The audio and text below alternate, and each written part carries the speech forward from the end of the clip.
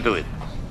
Pero habang marami hong killing, I am willing to consider the fact na kung sakaling merong legally imposed government decision to impose death penalty in accordance with due process of law, then it's not my place to say I cannot listen to it. I will listen to it because it might help mawala yung tinatawag nating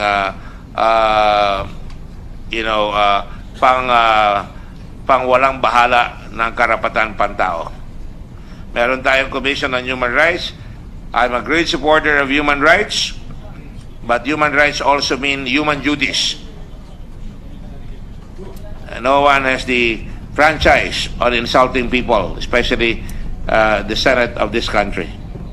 And I have communicated this to the people involved, and they know what I'm talking about. So in the meantime, I will let the Honorable Senator Pacquiao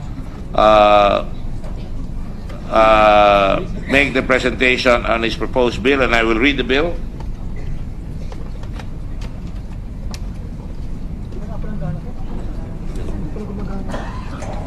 Mr. Chairman, good Yes. morning. Mr. Yes, Chairman, please. may I be allowed? Yes, of course, Senator. Can we have a 2-minute suspension? I'm going to raise a point of order insofar as the consideration of the bill is concerned. But before I do that publicly, can we have a 2-minute suspension? Surely. Okay. Session suspended for 2 minutes.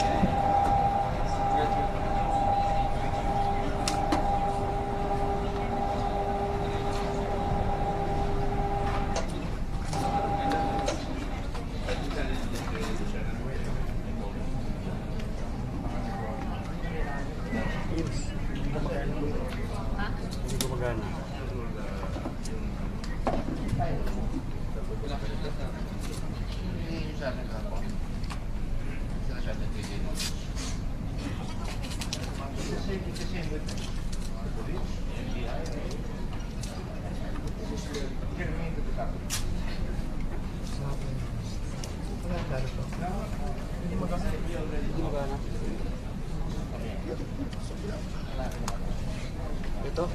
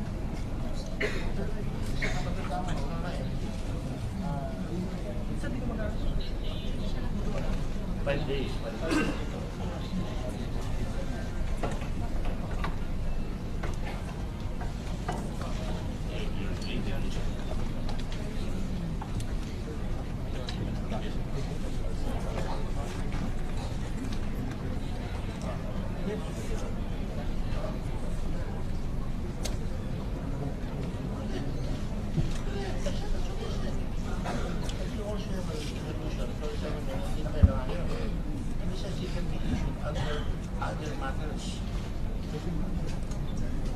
This one I know. I'm going to listen.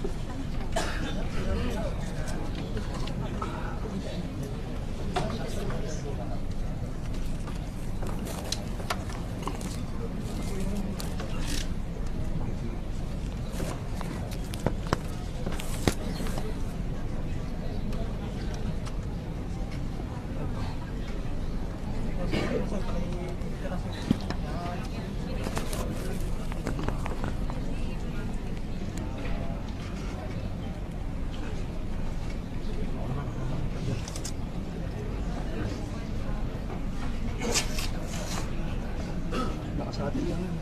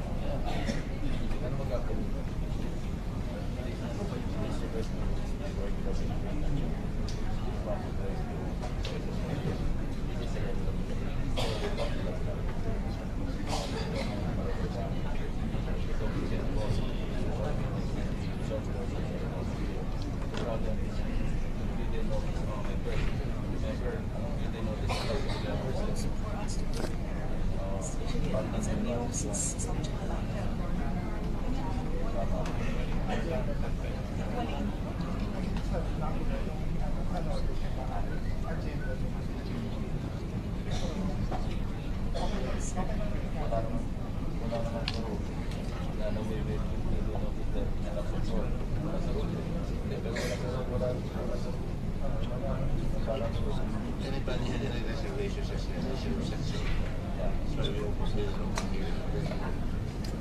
besides, it's a continuation of the and it is many topic. And I'm not saying we're not going to follow them. I'm going to say we will follow.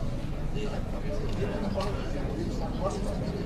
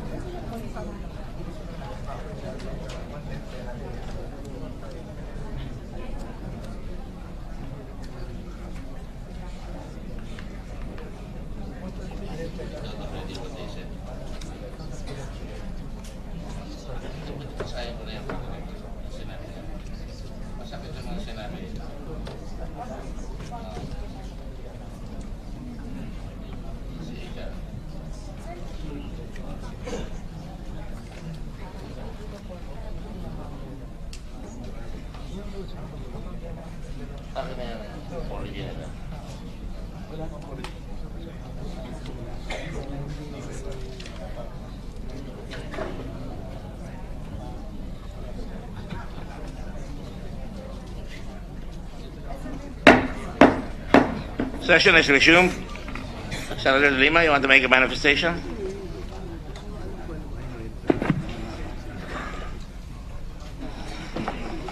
Yes, Mr. Chair. Thank you, and good morning again to everyone. I have 2 points for my manifestation. First is the ruling of the Honorable Chair to suspend indefinitely the proceedings insofar as CHR is concerned, or the participation of CHR and its witnesses in this inquiry into the spate of extrajudicial killings. And then the second point would be... Excuse me. Let us be very careful, please, with the way we phrase our statements. I can appreciate the fact that sometimes, and I make the same mistake too, I did not suspend the inquiry on extrajudicial killings. It will proceed. But because of the arrogance of a certain individual who represented the Commission on Human Rights, casting aspersions on the Senate investigation, it is fair for the Senate to protect itself. And yesterday in full session, I did not bring it up. Another senator bring it up, and I had to react to it. Let us be very clear. Normally, I will not give any, but I will explain later anyway. So go ahead, but please correct the Thank you. Because the first error of this CHR, because I'm referring to this, is that they claim I totally canceled all the hearings, which is thoroughly unfair. There was never any cancellation. We suspended it because of certain incidents that I have already chosen to ignore, and by your own representation, Your Honor. By the representation of 2 senators, out of respect to them, I did not pursue the matter anymore. I stand corrected, Mr. Chair. Thank you. Specifically on the matter of suspending indefinitely the presentation of CHR witnesses in the ongoing inquiry into the spate of killings. And the second point for my manifestation is with respect to the other ruling or statement of the good chair that we will proceed with consideration of the death penalty bills. So on the first point, Mr. Chair, I perfectly understand the sentiments and the displeasure of the good chair, and concurred in and shared by the Senate as an institution during yesterday's plenary session when the matter was raised in the privileged speech of Senator Migs Zubiri. I do understand and I share the sentiment that a non-member of the Senate, an official of an institution like the Commission on Human Rights would make harsh statements, strong statements, particularly words like cowards or cowardice, etc. And I understand the sentiment and the demand for an apology from the commissioner concerned. Now, I see that the good chair is also expecting or is demanding an apology from the CHR itself as an institution. Excuse me, I did not bring the matter up, Your Honor. I was content that I got a call from the chairman of the Human Rights Commission himself. He requested at about midnight, thereabouts, when he was in Amsterdam, that he learned about the displeasure of the committee on the statements of, with all due respect, our rogue commissioner. We all run, and you were chairman of the Commission on Human Rights, and you never allowed an individual to speak for you. Because when an individual like this gentleman, so-called, speaks roughly about the Senate, which is an institution that is supposed to be respected by the country, he has no right to speak for the Commission. And that's why I chose not to honor his statements. But now, since it's out of the bag, and you will permit me, do you still have the manifestation? Because I will have to make a manifestation, because I didn't want to bring it out. I will bring it out in the open. Yes. I'm always very transparent. Yes, Mr. Chair, There's no ifs and buts when I speak. I always go out and answer questions directly. If I may Please go ahead. be allowed to But proceed please to be sure, because continue we have a long day. with my We have a long day. manifestation. All right? As I was saying, because I was also conversing with the chairman of the CHR, Chito Gascon, about the matter, and he was explaining to me that it would be difficult for them as an institution to issue an apology in relation to the statements of a member or a commissioner, and they are worried about its implications also on the CHR as an institution. Again, let's be careful with the words. The expectation of the chair and the committee and the Senate is that the chairman of the Commission on Human Rights talk to this individual, and if he does not agree, the proper and correct thing to do would be to say, we dissociate ourselves completely with the statement of this individual, unless the Commission on Human Rights is now saying they agree with the statement made by this individual. That's a matter that's different from what the gentle lady is saying. I did not demand any apology. Apologies are made by gentlemen on their own. You cannot demand an apology. You cannot demand respect. Respect is earned. When somebody comes out, maybe because he wants to have his 2 minutes of fame, siguro gusto niya lang sumikat, kaya hindi ko pinatulan po eh. Hindi ko po siya pinatulan, kaya lang nilabas na nga dahil tinatamaan na yung Senado na napakapangit ng sinabi. Ang nakalagay ho doon sa headline CHR slams Gordon for suspension of Senate inquiry. In the first place, I cannot suspend anything without a motion. And there were senators at that time who were asking for a suspension already, to terminate, in fact. And I said, no, it was just an oversight on the part of Senator De Lima. She is trying to explain about the failure to show that there was actually evidence being presented that was not known to us, and that was the NBI document that showed different witnesses, different principles than what was alleged by Mr. Matubato in 3 contrarian counter affidavits. The affidavit of Matubato, first of all, saying that he did not take part in the killing of this Macdum, and then the second affidavit again saying that he saw the killing, nilalas na sa leg, that he did not participate, and that he saw certain policemen that he knew who was there. And then finally, on the third one, he now says in open hearing, kami ang pumatay. Kasama ako ang nagbikti, ako ang sumaksak, kasama ko yung kanyang kasama. Eh hindi naman ho namin nalalaman na yung palang NBI, may report. At nung lumabas siya, sabi ko, pahintayin natin, if I don't deal in sana or kung sana, pero kung talagang tutuusin, dapat ang sinabi ninyo ay ilabas natin yung dokumento. At that time, pinapalabas ko na yung dokumento. As it was, lumabas yung dokumento ng NBI, which is an official investigation report, filing a case against Mr. Matabato.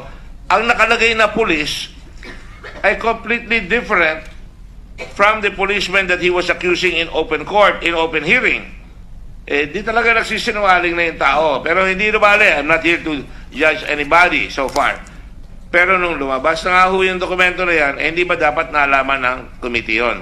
Kaya, nagalit na ho yung ibang kasama natin, hindi ko nababanggitin, inaawat ko nga lahat tayo, sana kung pwede lang, kayo nag-motion, as you did today, mag-motion kayo for suspension, hindi, nung dumating na si Senator Trillanes, nagtaas na rin kayo ng boses, hindi naman ho pwede yung chairman, itatameme na lang. Hindi naman ho po pwede na magkakagulo yung Senado, at ako yung matras pa nga, sige ho, sabi ko, continue.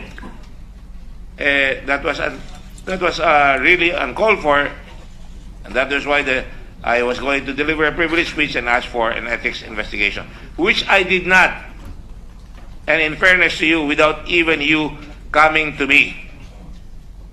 It was Senator Trillanes who came into my office uninvited, and he apologized.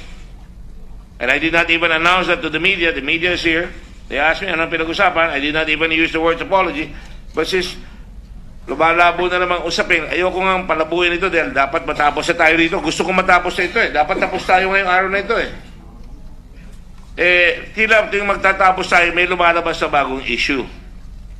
Kahapon no, hindi ko inanunsyo na nagpunta kayo sa opisina ko, and I was appreciative. We were very kind and gentle to one another. I even said, kausapin mo yung human rights because hindi naman tama yung ginawa. Wala ako sama ng loob kay Chairman Gaston at siya'y tumawag sa akin. Pero dapat, it is authorized na lumayo sila sa statement na yon in black and white because this is the Senate. And when you say words like, there's every reason to believe it is Gordon who is afraid of hearing, I challenge him as a commissioner. The only way for him to recover his credibility as chairman is to continue with the hearing, which I did not say I was not going to continue, and listen to the other witnesses. Otherwise, there is every reason to believe he is the coward. Natawa lang ho naman ako eh. I don't, you can call me a coward, you can call me anything because I know who I am. And not Matubato or the Lima, Kadis said. Ngayon, nabanggit ko na yung sinabi niya. No? And then he says, so what are they talking about? That Matubato was running away, afraid to confront the other witnesses. Hindi naman ho ako nagpaalis kay Matubato eh. Tumakas ho in the middle of the night. After 13 hours of hearing, tumakas. Pinatawad na nga ho natin yan. Sinantabi na nga natin yan para matapos na ito eh. Ngayon, lumabas naman ito ngayon. Kaya lang naman ako, medyo may imutok ng konti. Tumawag sa akin si chairman at sabi niya, aayusin niya at sasabihin niya, they will dissociate it. Pero ano ang lumabas? Ang lumabas, hindi ko na sinabi ito kahapon sa kwadel, maliit na bagay, papalakin, pero alam ko na kung anong klase ang mga tao. Sa akin, pag nagsalita kayo ng sasalita at hindi nyo sinunod, alam ko na kung sino kayo. Hindi alam ko, pag nagsalita, talagang susundin ko yung sinabi ko. Ano ang sinabi? The Commission hopes that the Senate will come up with fair and credible results. Aba, the title of this commission, this committee that I did not even want to take over, is Committee on Justice and Human Rights. I don't need a commission to tell me about our human rights. I belong to a very good organization, and I've been there for 48 years, and we try to uplift humankind and alleviate human suffering and human dignity. Now, at the same time, under Senator Richard Gordon's chairmanship of the Senate, this is a statement that came out from the Human Rights Commission on Justice and Human Rights. The Commission continues to pray that the committee will succeed in ferreting out the truth. Pinagdadasal naman po na tayo eh. Talaga naman yun ang pupuntahan natin eh. Wala naman akong pinapalampas dito eh. So, siyempre, when Senator Subiri came out with that, I had to answer already. And we are not taking out human rights out of the equation. I just said, under the circumstances, kung pinagdududahan nyo ang committee ng Senado, huwag na kayong pumunta rito because the Commission on Human Rights under the Constitution is allowed to investigate and recommend the filing of cases.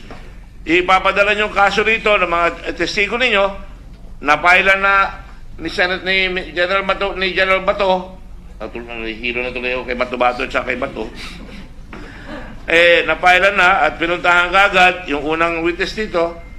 Nakabuti nga yun eh. Dahil inimbestiga na kagad yun eh.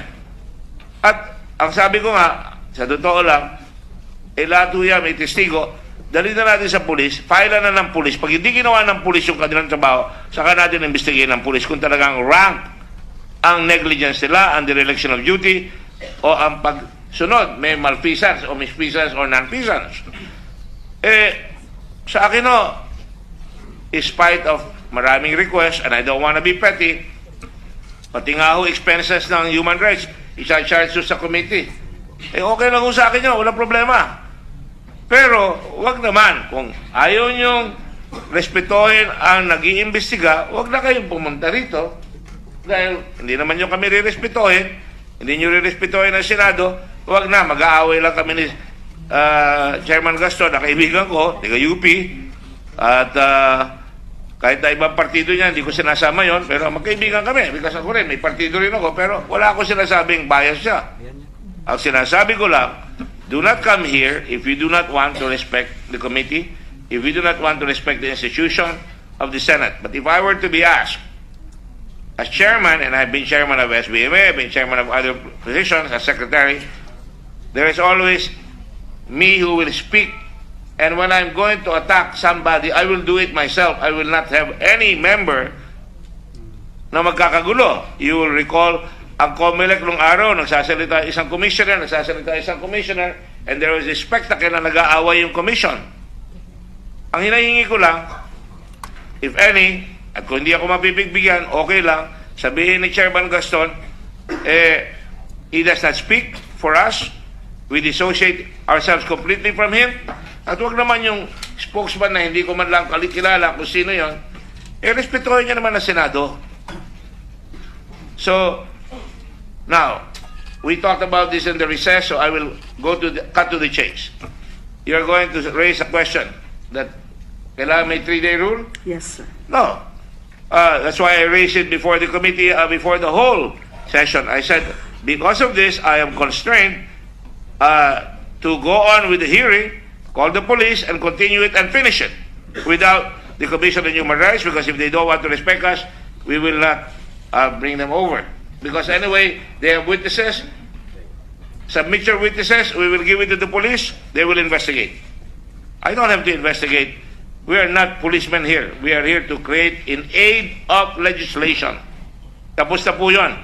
Nasa isip ko na ho, susulat ho, by Monday, we will come out with a report. Linis na lang ho itong gagawin namin para matapos na yung mga tatanungin namin sa mga pulis. Kung meron tayong nakitang ginawa ng kapulisan na lapastangan sa karapatan ng pantao, i-file po natin ang kaso sa pulis. I-file lang human rights. Hindi po pwede kami mag-file. I can file on my own separate and individual capacity, but the Committee on Justice can only make a report, and it is up to the Senate President to refer it to the Ombudsman, to the Police Commission, or to whatever, na mag-file sila. In the meantime, I do not intend to waste any more time on the issue. I don't want to be arrogant. If you disagree, take it to the floor of the Senate again, which has been done yesterday. We are going to hear, and who knows, I am against, just to show you, I am against the death penalty. My father was assassinated. A niece of mine was badly murdered by a houseboy. Nahuli ng mga pulis, mayroon ko noon. Sabi, patayin na namin, huwag yung papatayin. Ikulong natin. Ngayon may bill dito na kinausap ako ng ilang mga senador Alam mo, ang solusyon dyan, payagan nyo na ang death penalty sa mga drugs. Para siguro, imbis na nagkakapatayan sa drugs, i-file na lang ang kaso. Gusto ko yun. Pero, I will not support the death penalty. Because sa akin, mas masama, mas mahusay, ikulong, wag lang preso kabalyero. Yun lang ang gusto ko sabihin dito para malinaw na ho. And I will give you a minute to conclude para matapos na po. That is what I'd like to state here. In front of Chairman Gaston who's there, I would like nothing better for him to come here. But for so long as Chairman Gaston and the Commission does not dissociate himself from this rogue individual, whom I don't even know, the Senate doesn't even know, who dares accuse the Senate of all of cowardice. I'm a senator. You know, sabihin niya sa harap ko yan, hindi naman ako matapang na tao, pero huwag niyo sasabihin sa harap ko. Alam ko naman, magaling magtago yung mga cowards eh. The real cowards are those who die 1,000 deaths because they cannot confront. So, they want to confront the newspaper, take it to the newspapers. It sells the press. I'm not going to reply to it because I will not even give it the dignity. Kaya lang lumabas ito because ito nangyari. It is a failure on the part of the Commission of Human Rights. I'm being judgmental. That is my personal opinion. That if I was chairman of the Human Rights Commission, isang tao ko, isang commissioner ko nagsalita, partner naman, hindi naman dapat siya sinabi mo. I would have to dissociate myself from that statement. And any other commissioner here can dissociate himself if they wish to. But please do not write me a letter saying we hope and pray that the Senate will ferret out justice. That is what we are here for. To ferret out the truth and to go to justice. That is what I accepted this commission for. I am overloaded and I like it. I'm used to work. 13 hours. That has never been done here on committee hearing. I had to, all the others had to suffer for it. My staff has to suffer. The staff of the senators had to suffer. 6 hours before. So dapat ho, respetuhin niyo. Hindi kami nagbibiroan dito. Gusto namin matapos ito para maka-agwanta po tayo. And if I may say, lahat kami ayaw namin ng patayan. Walang Pilipinong gustong patayan. And the surveys of the President even show that. Popular ang Presidente, pero ayaw namin yung patayan. You all know that. Hindi ho ako sumusunod sa uso. Kanya-kanyang paninindigan. Yun lang ho.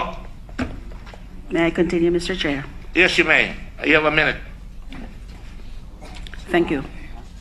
I do not wish to make any counter manifestation or counter statement in reference to what happened during that proceedings on which led to the outbursts. So may I just go back to the 2 points that I was mentioning.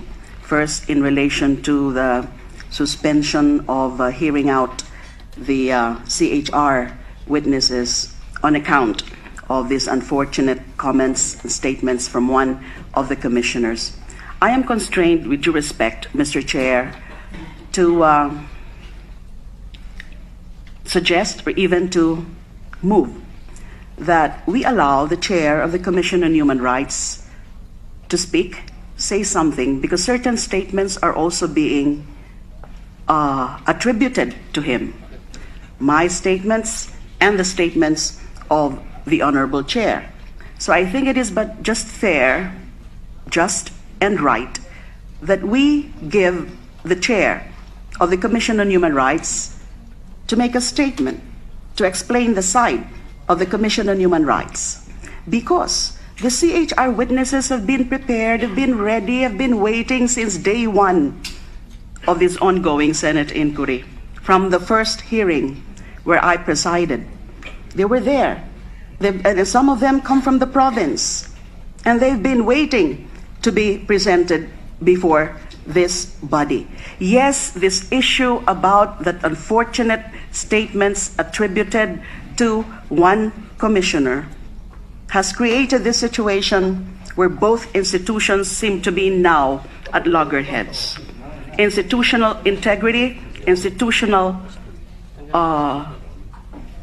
What? It's institutional integrity, because when I was talking to the chair, he's also pointing, he's also saying that this also involves the CHR as an institution. If the CHR will simply issue an apology for something that it has not done or stated as an institution. There are other remedies, Mr. Chair. If we want to go after the so-called rogue commissioner because of such expressions of his opinion, such expressions of his sentiments also with respect to the goings-on in the ongoing in the Senate inquiry, there are other legal remedies, like first, requiring him to show cause. Why? I'm sorry, he should not your minute has expired. He should not be cited in contempt. It's sorry. also my prerogative, Mr. Chair. The lady's minute has expired. The committee has the prerogative to continue on with the hearings. I'm I sorry. have a motion, Mr. Chair. Go ahead and file the motion. State the motion. Can we tackle this? Because it's a motion. State your motion. Do not do so. My Do not just tell us motion, my motion is for the committee to allow or give opportunity for the CHR chairperson,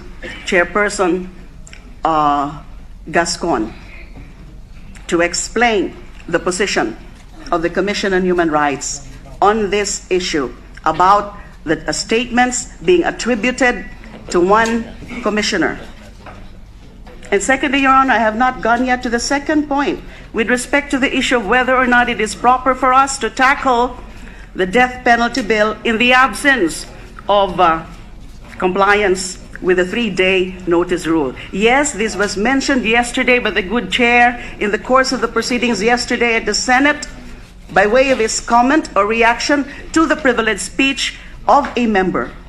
But let's take note, please. Let's remember that the matter of the EJ case is before a committee or two committees, the Committee on Justice and Human Rights and the Committee on Public Order and Illegal Drugs. The matter is not before the plenary. And there was no proper, reasonable opportunity also to go over and study the death penalty bills. I, for one, just like the good chair, is against the death penalty. I want to participate thoroughly in the discussions and the deliberations, and therefore I would want reasonable opportunity also to tackle that bill. Let us invite also appropriate resource persons in tackling a very important piece of legislation, the death penalty bill. We cannot just infuse it in the ongoing inquiry into the extrajudicial killings, because that is the very subject matter of this inquiry. So I raise a point of order, and I would want that also decided on by the committee. I will not be dissuaded from that. So I have two motions, Mr. Chair. You Thank can you very only much. have one motion at a time, and you're out of order. Let me just say this. Yesterday you apologized to me, and I did not even bring it up. Now you're going against the issue, and you're going against the grain. Now let me just finish. You cannot control this the way you controlled it last time. I don't want to fight with you. I respect you, but let me just point out, I am not going to veer from the purpose of this investigation. The whole hearings have been, so convoluted by all kinds of detours. The hearing started with an investigation on extrajudicial killing, and then all of a sudden, from out of the blue, an individual named Matabato was brought in, no affidavits, and the hearing was conducted. That resulted in a fiasco where, unprecedentedly, the chairman was removed for lack of objectivity. And yet, you cannot blame this representation, because I went over backwards again. Without postponing the hearing, we went on as scheduled. We continued with Mr. Matabato, even if it was going to derail. There were already inconsistencies. And we're not judging. We can prove that. I have all the charts to show that. But we continued on with that. It was a wild goose chase that, and at the last minute, he disappeared. After 13 hours, when the moment of truth was going to go there for the confrontation with the people he was accusing, he left, only to discover that he had pala pending warrant of arrest. And now he's incarcerated in jail. And he should be brought to justice. You know, it's not far from, ano ito, fried chicken. I'm not involved with fried chicken here. It's not a question of pride. I mean, I don't care if you apologize or not. I thank you for it. I think that's very noble, but that's okay. Let's finish. I did not even go there. Even before your apology, I said I'm not going to go and bring the Senate to another distraction.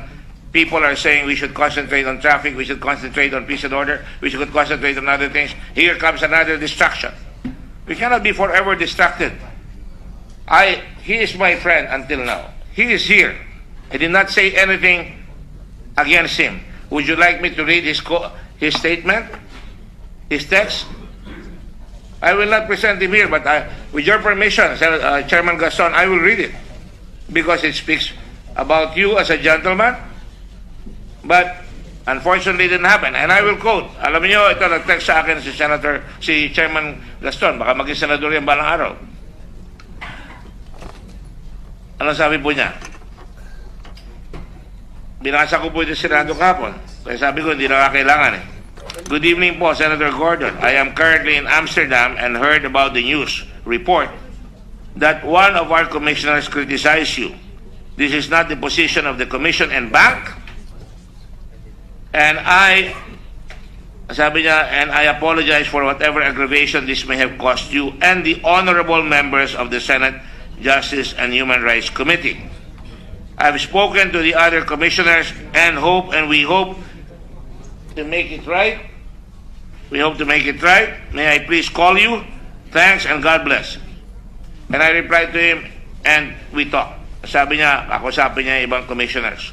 Ang lumabas ito. Did I bring this out? I did not. I did not. Senator Subiri saw a newspaper report that we were being slammed. That the CHR was slamming the committee. So he stood up. And when he stood up, I had to stand up already. Now, sa akin, wala ho yan. The personal apology of Chairman Gascon is taken into consideration. I respect him as a gentleman. He doesn't have to apologize to me. The least this guy could do is apologize for himself. But the point here is when the commission is dragged, when the headline, what is the newspaper?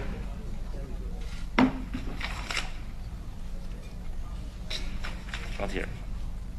When the newspaper, which I brought in a while ago, came in and says, big headline, CHR, talagang magkakaroon talaga ng issue dyan, which I did not raise. Tama na sa akin yan.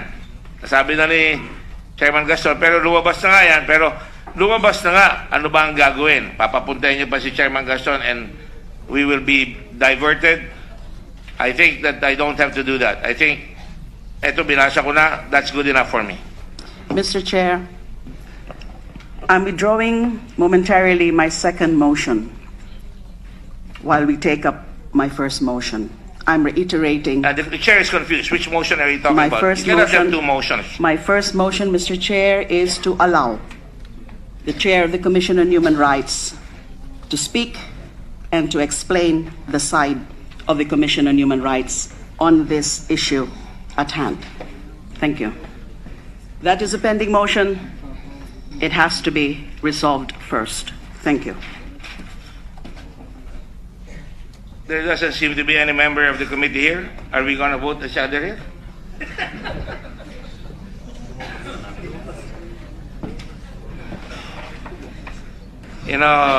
Technicalities must always give way to substantial justice. Siguro dapat tapusin na natin I move dito. to suspend. Alam nyo, I move I to don't suspend, Mr. understand it. Chair. I really do not understand. When you make something you accuse the president, sasabihin gano'n, i-withdraw. Ako, i-accuse him. Hindi po, Let's not sorry kayo. go to that, Tapos, Mr. pupunta Chair. kayo dito, Let's may gagawin not kayo, go and to you will that. sorry. You will say sorry. And now, There you is a want to bring this particular back matter again. at hand, so Excuse me, what are you trying to tell me? hindi po appropriate na kung ano-ano naman po ang hinahalo niyo na issue. Anong hinahalo? Ikaw ang naghahalo. And I am not going to, hindi kita papatulan. Sige, there's a motion. Let's vote. We have a quorum. 1 senator, 2 senators are here. Let's vote. There's a motion that says we should bring Chairman Gaston here. Senador na palagi, 3 beses na. Baka mag-senador ka na. Alright? As many as are in favor of bringing Chairman Gaston, pag-apat na, to testify here. As many as are against? Walang boto. What do we do now? Then I raise the second motion. We defer at the moment. The motion is overruled because there is no vote. Okay? I will raise it again at the proper time. You can raise anything at the proper time. May I raise the second motion, or reiterate my second motion on the propriety of taking up the death penalty bill without compliance with the 3-day notice rule before this committee. I move that we defer the taking up of the death penalty bill until such time that there is compliance with the 3-day notice rule to afford the other members of the committee sufficient notice, as well as notice to resource persons. Is there a second? There appears to be no second motion, so the motion is overruled. Let's proceed. You may bring it up to the floor next time. It's better to bring it to the floor where everybody is here, because I brought it to the floor last time and you were there, you did not say anything. We shall now do it. I'm sorry, I don't really cherish these discussions that are. Senator Pacquiao, are you ready to make your presentation on the death Just for penalty? the record, Your Honor, Mr. Chair, just for the record, You are speaking on the record all the time. We have not turned off the microphone. the plenary proceedings yesterday was not the proper forum or venue. I stand corrected. to raise You're the all matter. obviously, you all have the answers, and I bow to your knowledge. It is The brilliant. proper forum is It is before brilliant. the committees themselves, not the plenary, because the matter of the EJ case is, and the other, and even the death penalty Noted. bill The chair will now proceed. has been Go ahead. referred Go ahead. already Senator Pacquiao is to the recognized. committee. You are not recognized anymore. Thank you. Recognized.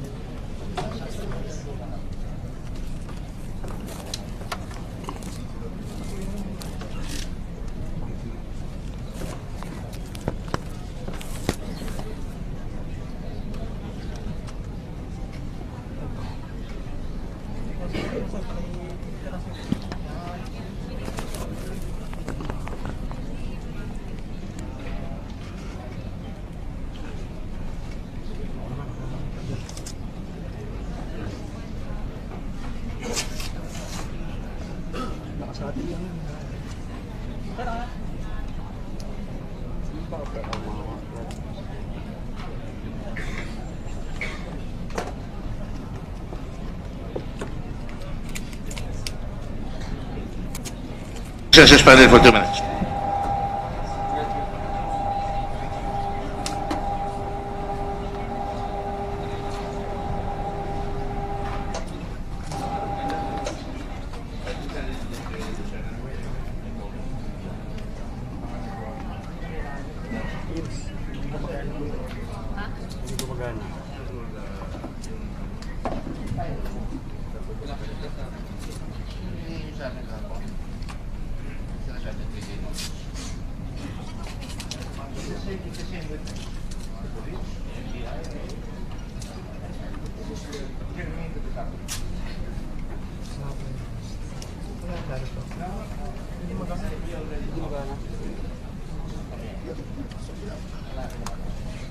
Ito?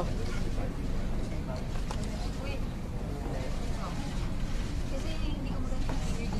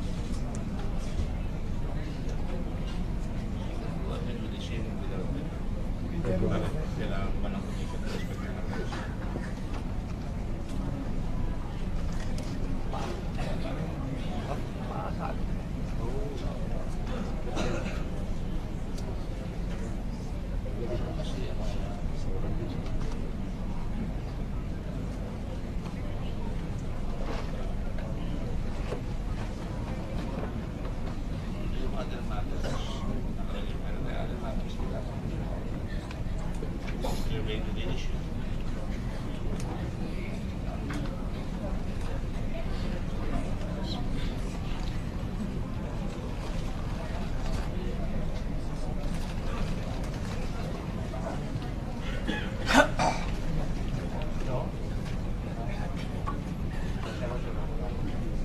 To it. Pero habang marami hong killing, I am willing to consider the fact na kung sakaling merong legally imposed government decision to impose death penalty in accordance with due process of law, then it's not my place to say I cannot listen to it. I will listen to it because it might help mawala yung tinatawag nating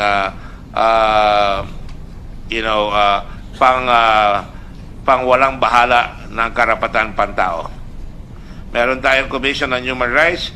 I'm a great supporter of human rights, but human rights also mean human duties. No one has the franchise on insulting people, especially the Senate of this country. And I have communicated this to the people involved, and they know what I'm talking about. So in the meantime, I will let the Honorable Senator Pacquiao make the presentation on his proposed bill, and I will read the bill.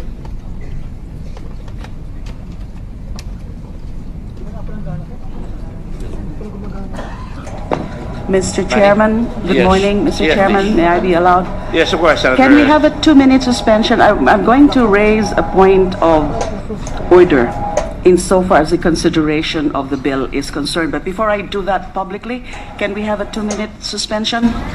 Surely. Okay.